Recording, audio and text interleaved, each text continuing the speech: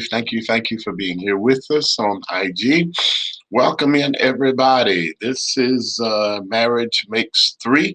We're here Tuesday through Thursday between the hours of generally between 9 and 9:30-ish Central Standard Time. We're pushing a little bit late tonight.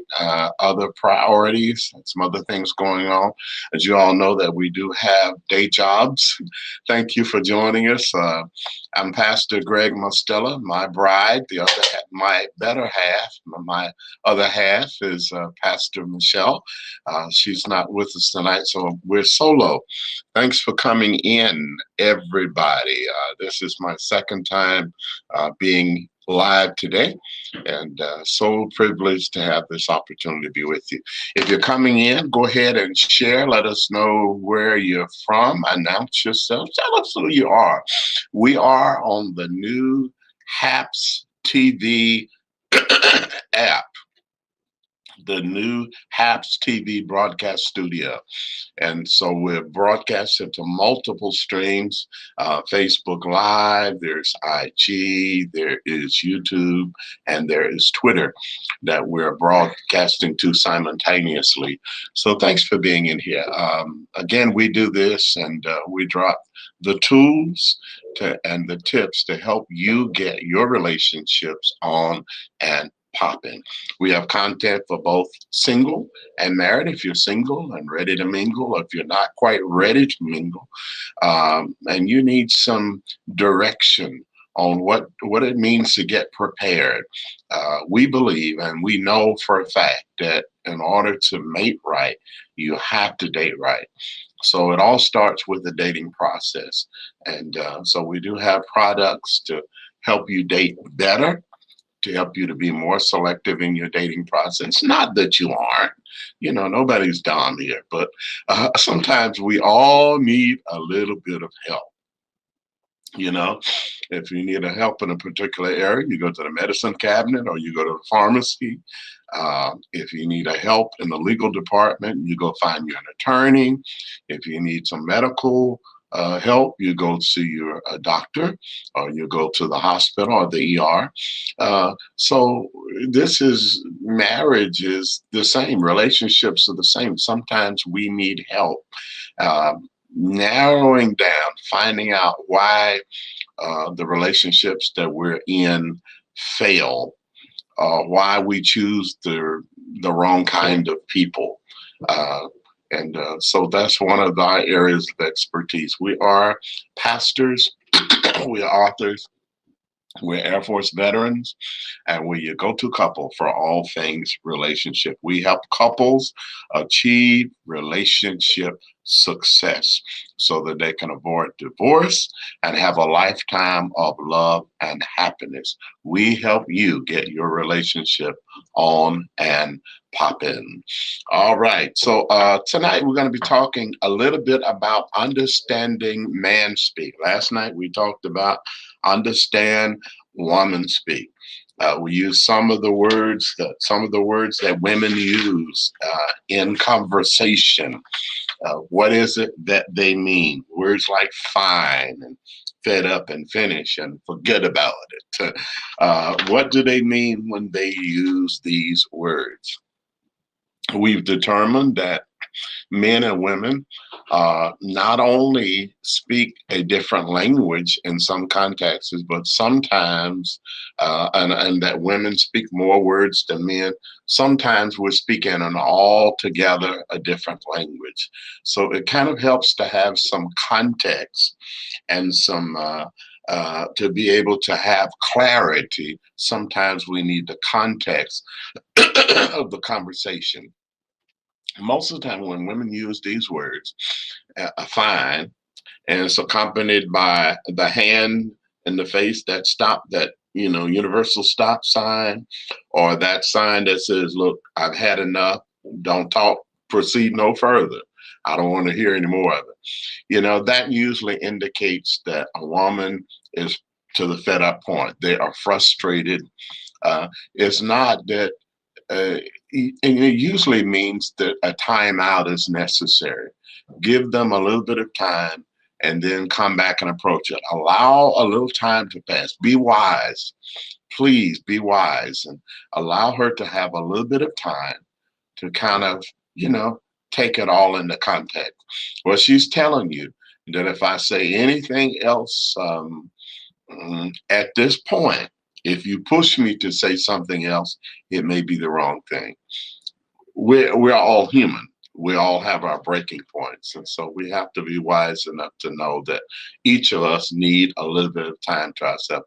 Kismet is joining us here in IG Live. Thank you for being here, Kismet. So we're talking about tonight about understanding ManSpeak. So having gotten a little bit of context for the conversation of last night and tonight. Tonight, we're dealing with men.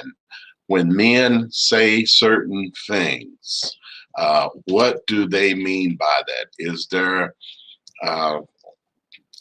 something that will help me to understand? Is a universal men's dictionary? Ugh. Yep. Have you all, how many of you who are in here, and right now I'm not seeing any comments. Thank you for being in here. Share the broadcast. Let us know. Go ahead and let us know you're in here. It's okay. We'd love to know who you are and where you are hailing from. Thank you for letting us know that. So, you know that sometimes men, there is a code among men, and men speak in a series of grunts and grunts and yes and no and different nonverbal gestures and these kinds of things. And men seem to pick up on it. Yeah, they seem to know. Yeah, that's right. What's happening? You know. So if you ask a man what's happening, hola, Pastor G. Hello. Thank you for being in here. Appreciate you. So, what do men mean when they say various things? What is meant? And I want to give you two examples. When a man says, I'll take care of it, what does that mean? Or I'll handle it. What is he really saying? Okay. Now, and how many times have you asked him? So that's the backstory or the question behind the story. How many times have you asked him to do a certain thing or said to him, this needs to be done?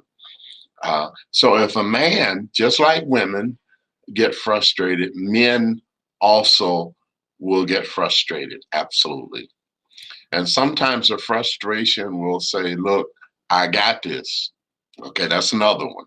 I got this. I'll handle it. I'll take care of it. It's not a simple answer. But what he's saying is, look, quit bothering me about this.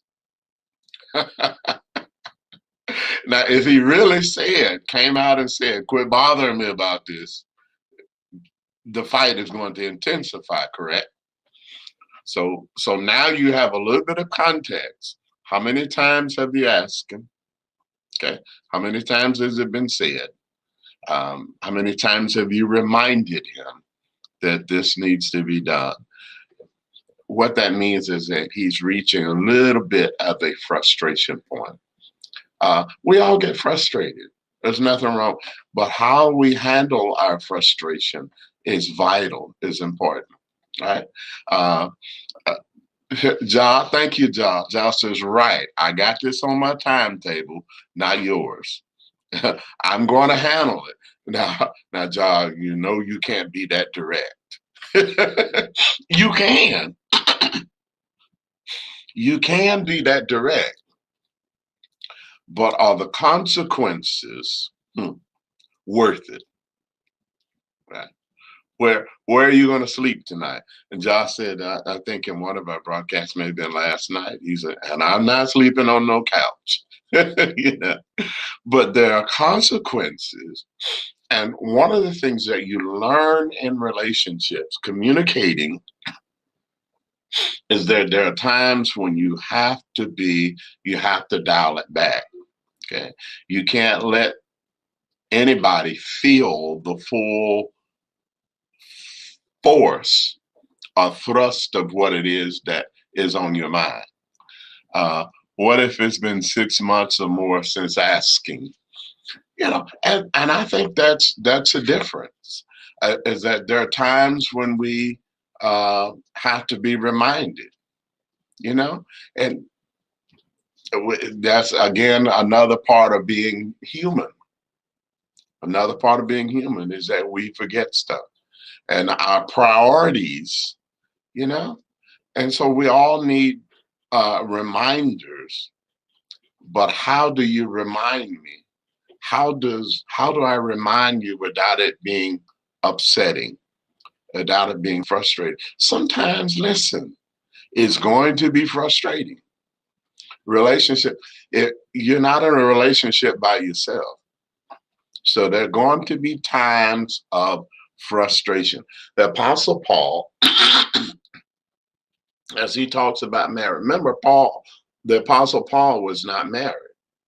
He said that a man, if he wants to marry, if he's has a virgin, he used a virgin toward a young lady, virgin, and he finds himself acting unseemly. And that is, he wants to be around her more, spend more time with her, and he wants to be intimate with her. Then it's better that he marry, right? And then he goes on to say that you will have trouble. Okay. So to be forewarned is forearmed. You're going to, being single is troublesome because if you have gotten to that place in life where you have experienced certain things in the dating world, you experience the company, the joy of a woman, okay, and you plan to continue this practice, you don't want to go to hell, you know. And I hate to use that one, but that's the reason a lot of people, and that's the truth, you don't want to get in trouble with God. You want to maintain a relationship with God. But he said you're going to have trouble. So whether you're single, when you're single, he says you can take care, you can be focused on the things of God. Okay. But the married man has to be focused on the things of his wife. He has to be concerned about his relationship. He has to maintain his relationship. And that's not easy. Okay. And so we have to decide whether it's better for me to live as a single person, to have some of my own rules, to be able to spend my own money, to be able to make money the way I want to make it, you know? So that's a heavy question. Married or single? Do you want to be married or do you want to be right? Okay. So sometimes there's a lot of compromise. Paul said, such will, you're going to have some trouble. Because a married man is concerned about the things in pleasing his wife. Okay. You should be concerned about those things. And I think, I really do believe that we can do both. Okay. There were a lot more, and I don't know the challenges were more, are more now than when Paul was around. But there were a lot of things that Paul did not have to contend with. The world was present, but not on 24/7, right? When you went to sleep, the cities were not lit up the way they are now. Nowadays, there are things that are open all night. Most cities have something that is open all night. There are exceptions. Come on, talk to me. There are exceptions. There are cities where there's nothing open all night, not even a service station. Okay. And this was before Corona. There are places where things were not, where there was nothing open all night. Most cities you go to, you can find an all night eating joint. That is some place where you can go and find a meal or you can find something to eat when everything else closes, when the bars, when the club closes. you can still go and find something to eat somewhere. Uh, Starkville is not one of those cities. I'll go ahead and tell you that.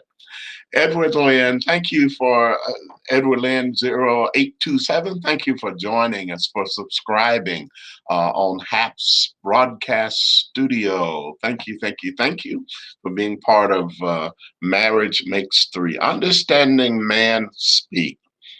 What does it mean when a man says, I'll take care of it, I'll handle it? Sometimes the code is that, look, I don't want you having to worry about this.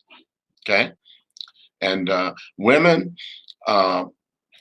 we have to understand, we have to understand that men of a certain age believe that they are to protect you from certain things. And I'm one of those men of a certain age.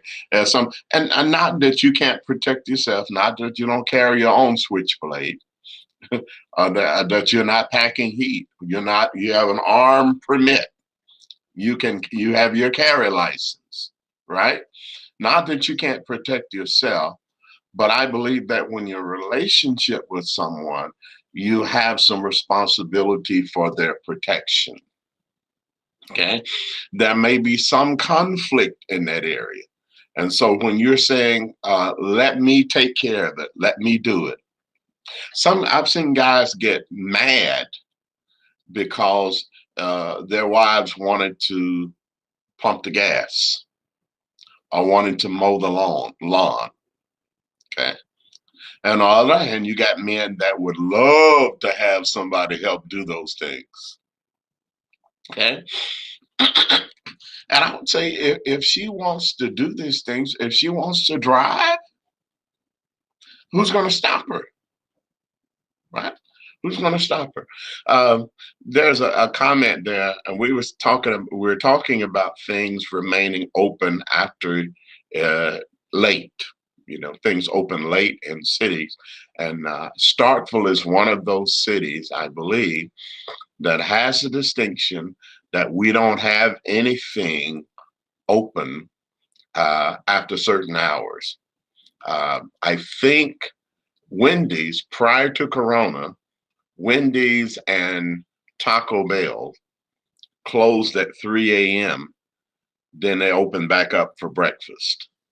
I'm not sure, since Corona, what's taking place with that. Thank you. God bless you. So let me go back to Pastor Michelle's comment. And the comment was, they say the only thing open after 11 or something and legs, and we've heard that comment. But of course, in some cities, again, there's nothing open late. The cities are not lit up. In Paul's day, the cities were not lit up the way they are.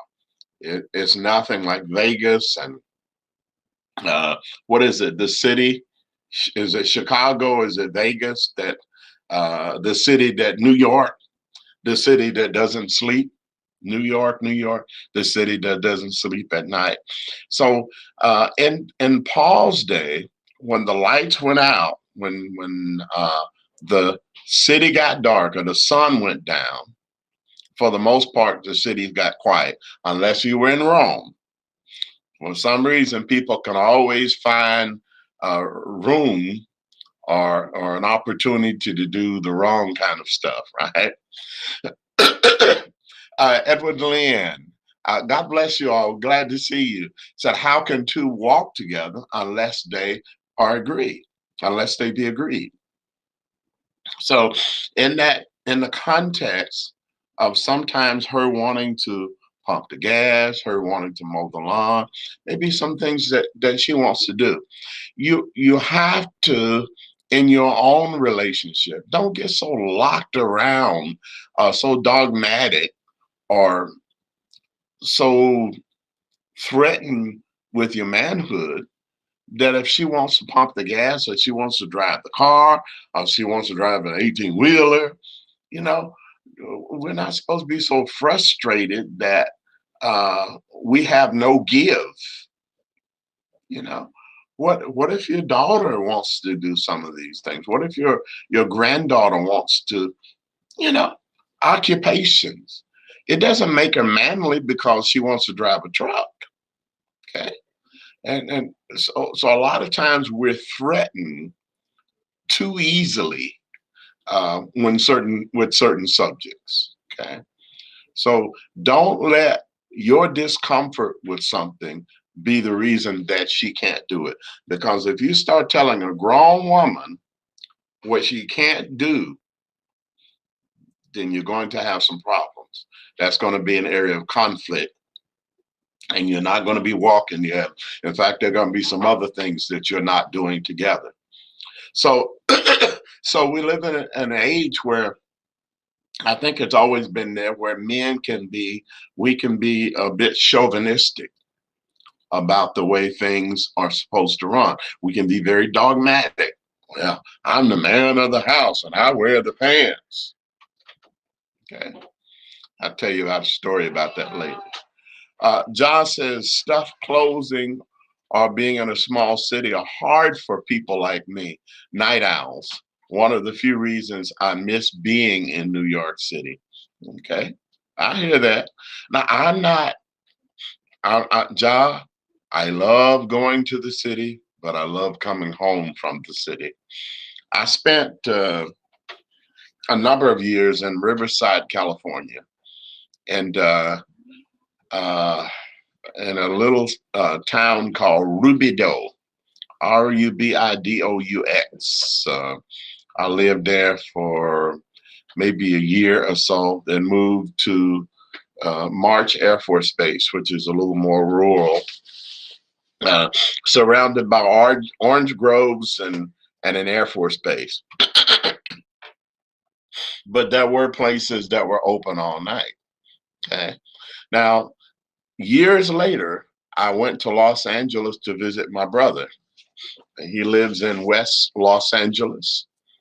And in West Los Angeles, I remember at that time, the area that he lived in, there were people talking and walking the streets all night long. Now, I had been overseas for a number of years, and so it was a culture shock. This is my first experience coming home from overseas after almost 4 years. And I had this culture shock of hearing people out at all hours of the night, and they're not talking softly. It was just not a good experience. I did not, y'all remember that song? I didn't sleep at all last night. That was one night that I did not sleep. Okay. So it can be a culture shock for some people, leaving the big city where there is stuff open all night. And I like being able to go and eat at places, but I like to be able to go back home and enjoy some peace and quiet. Thank you all for joining us. So we're talking about understanding man speak. Now, I haven't covered that topic a lot. I've just been kind of talking around it. But when men say certain things, one of the things that we know about us is if you certain men can be very, again, dogmatic or very firm in the way that we think, the way things ought to be. But when you marry, Paul says such will have trouble. You're going to have some trouble. You're going to have to make some adjustments. It's not going to be your way all the time. And if you are thinking that it's going to be your way all the time, then you got another thing coming. Okay. So you have to make some adjustments. You have to be willing to do those things. Thank you, Ja, for posting the link. MarriageMakes3.com for more great information. bit.ly/MM3 links. So this is one of the subjects that I've covered, and not in a lot of detail, but made mention of the difference in men and women. I think in every book that we have, we've talked about communication, because communication, finances, and sex are three issues that come up in every one of the three will be in every marriage argument. Sometimes it's two or three out of three. In every divorce proceedings, these three are involved. May not be the primary reason, but they're usually one of the reasons that pushes the things over the limit, the straw that broke the camel's back. So this is why, you know, you have to deal with these areas: communications, your finances, and the sex life. You have to talk about these things. You cannot leave them to assumption that everything is all right. You need to be asking the right questions. You need to be having conversations periodically. You need to be acting proactively. That is planning these kinds of events. And so these areas, we talked about them in pretty good detail in our book, 26 Ways to Become a Trophy Husband. 26 Ways to Become a Trophy Husband. And you can find the information on it. It's bit.ly, bit.ly/trophy man. Trophy man, one word. And so we talked about communications and the difference in the way that men and women communicate. Okay. And there are some pretty substantial differences. And if you're not working on bridging those differences, then the issues will get to where they are insurmountable by yourself. You're going to need some help to deal with them. And there are some people who would benefit for some help beforehand. When you think about it, that many men go into marriage without the greatest examples of what a husband and the father, we may have great fathers, but sometimes a great father can be a horrible husband. Okay. And we need good examples in that department. And I will tell you that I did not have the books available to me. I had a great dad, a wonderful dad. But I did not have all of the examples that I should probably have had as a husband. I mean, when you think a person does the best that they can and they are loving and they're supportive, but there are some areas, all of us have those areas where we are we are success in a lot of areas, but some areas that we are abject failures at. And sometimes it's because we didn't have the good example, right? My dad was born in 1921. His father died in 1944. So there's really not a lot of time,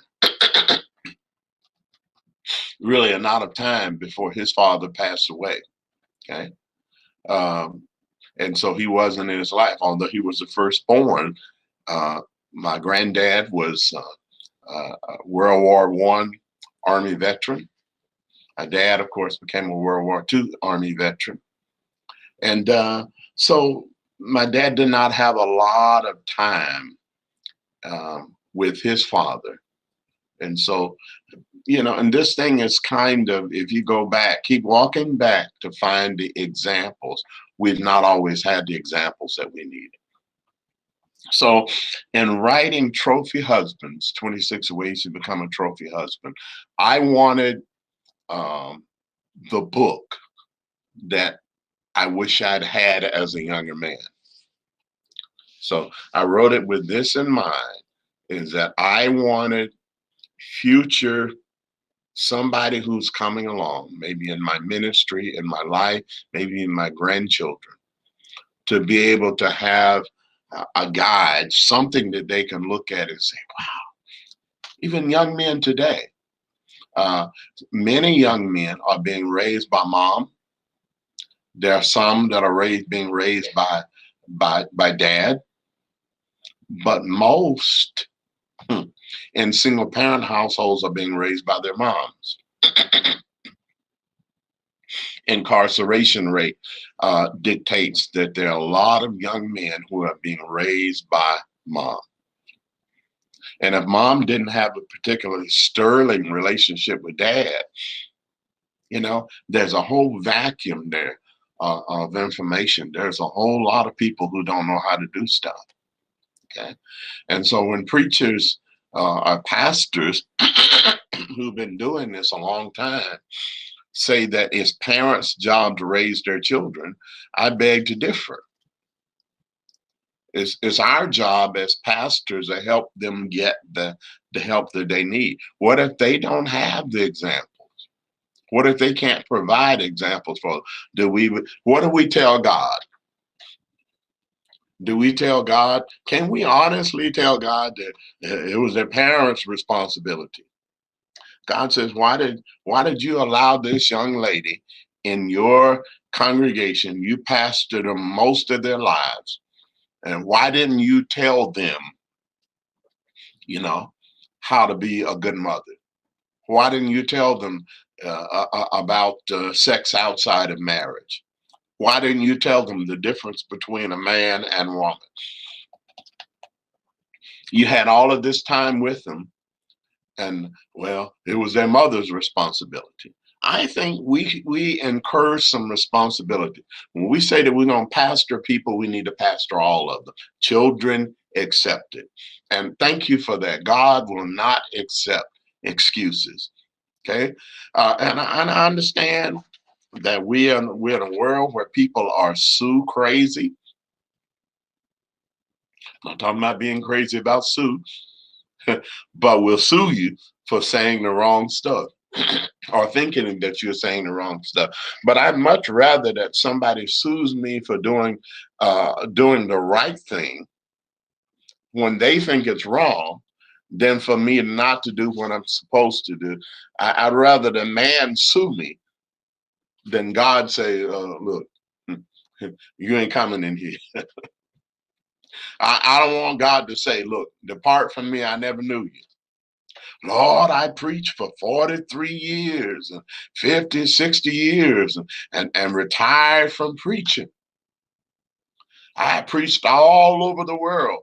And the Lord said, depart from me, I never knew you. And that you did it not to the least of these. The least of these is that there are some children in our congregations who don't have a daddy, who don't have a mom, whose daddy is serving doing life, or whose mama is doing life, or who have been raised by a great grandparent who knows very little about parenting, who's forgotten more than okay. So I think we have some great responsibility. And I'll say this, that when we don't know, we're responsible for bringing people in who do know. Now, we have workshops and we have conferences, and there are pastors that I know of who every year the church gives them money to go to conferences and workshops. And we want our pastor to be well equipped, and we want them to be rested. We want them to have a vacation in the Bahamas. We want our pastor to drive the latest car, to live in a good home.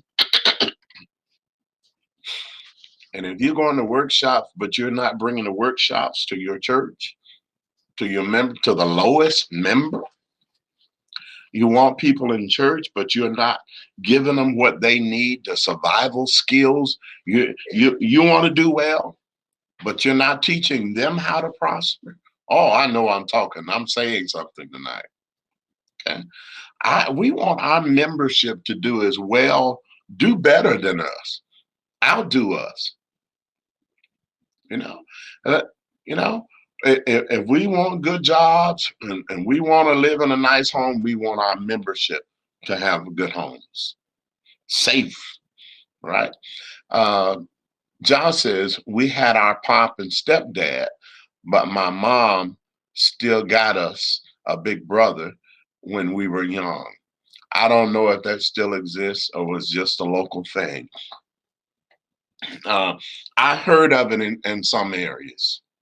I have heard of it in some areas. Not a lot of people doing it. Here again, we live in a generation where people have gone so crazy.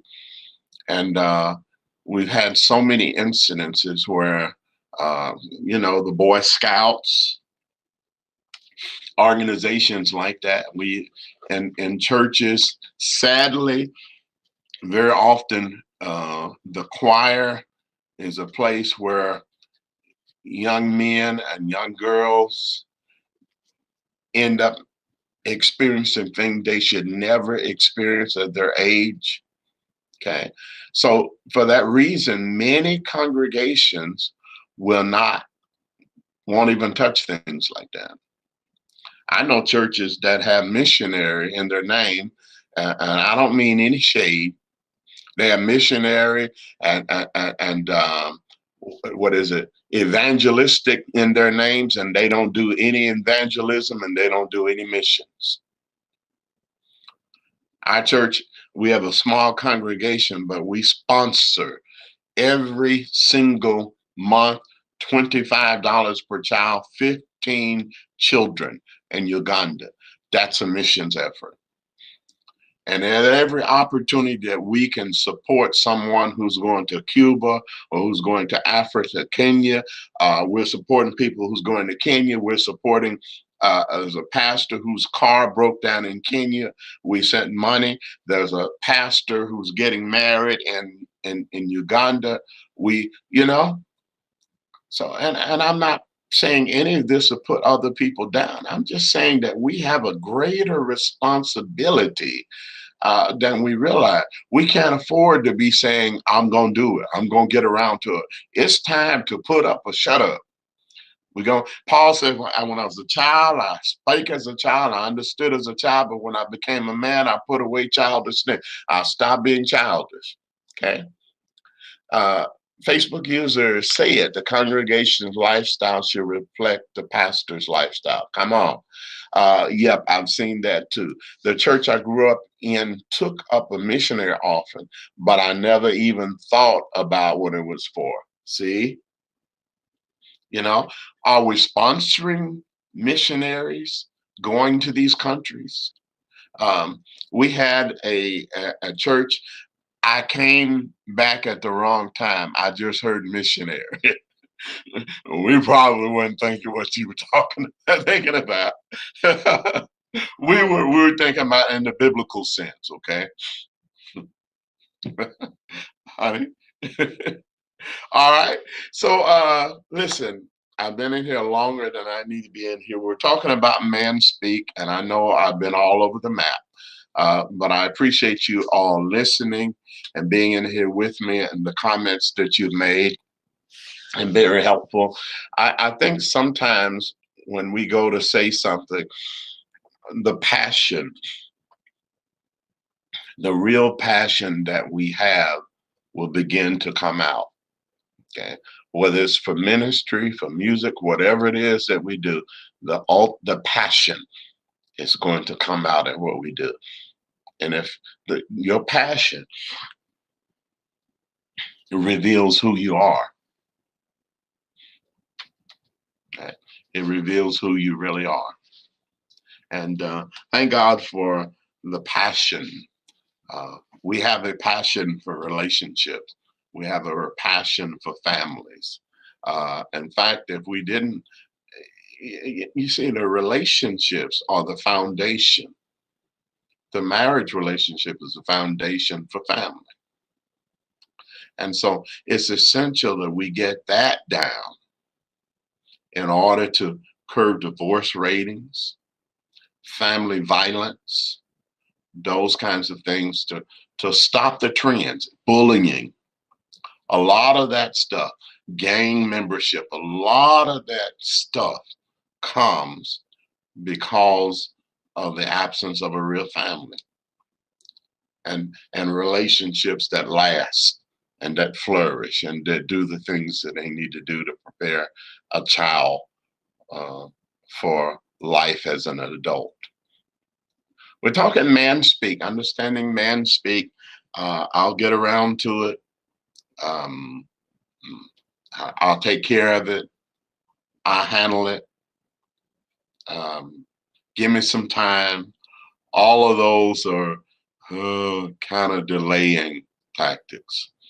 They can express some frustration, absolutely, because sometimes it's our pride. Our pride can get in the way of us sometimes hearing our mates, and we really have to hear them out.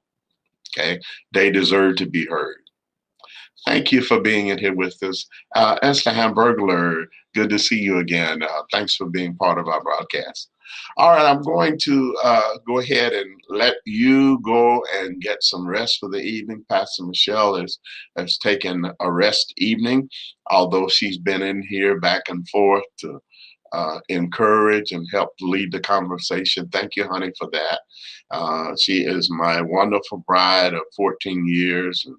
I wouldn't trade a thing in the world for her. I appreciate her, and I don't know if she knows how much I appreciate her. I lay them lips across mine. That was her. It really was her. Okay.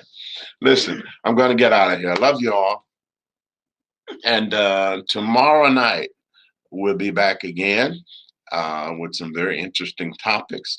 Well, if you haven't had an opportunity to do so, I want to encourage you to go to our website, bit.ly, bit period ly / MM3 links, MM3 links. It's at the top of the descriptor for our broadcast. Go to our broadcast, go to our website, look at some of the products. There are many free products that we offer, as well as some sell products, some books. We have a free 15-minute encounter session where we will talk with you about your most pressing concern. Now, if you need to talk one-on-one, initially we're going to talk to you together.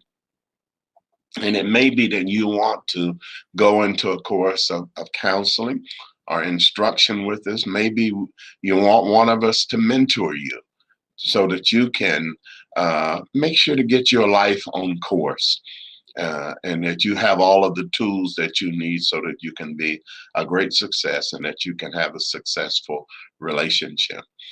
Pastor Michelle and I, Good Hair, Good Body, is joining us. Hello, hello, hello. Bless you. Appreciate you, woman of God. We have not been married to each other forever. We've been married to each other happily for 14 years, and it's been work. Marriage is always spelled WORK. And we've been working at it, and it's been working wonderfully. I love coming home to her or having her come home to me, depending on which ends of the spectrum we are. I love vacationing with her and driving with her and riding with her. And I won't tell you anymore because I have to hurt you. But I love laughing with her and I love hearing her laugh. And so she really does she does things to me. She blesses me, guys. She ministers to me on so many levels. I love her and I appreciate her as a woman of God and as a woman. All right. Yes, flying solo right now. But I'm getting ready to fly on out of here. Thank you for coming in. I love you all. I'm sorry that I can't see who all is in here with us. I know that you're somebody we love. Pastor Michelle is in here for one. But I love you and I appreciate you. And let's do this again tomorrow night. And I promise to stay on in context or on content tomorrow. All right. Appreciate y'all. Have a great evening. And we always remind you at the close of our broadcast here that God loves you and that we love you. And ain't a thing you can do about it up in here. And if you're wondering who we are, it's Pastor Michelle and I. Marriage makes three. Hashtag GD and me. And that's her right here. That's her right there. And that's her. And That's that's her. me. Okay. I'm not wearing the gold, but I'm wearing the blue. You all have a wonderful night. Love you, and we'll see you tomorrow, guys.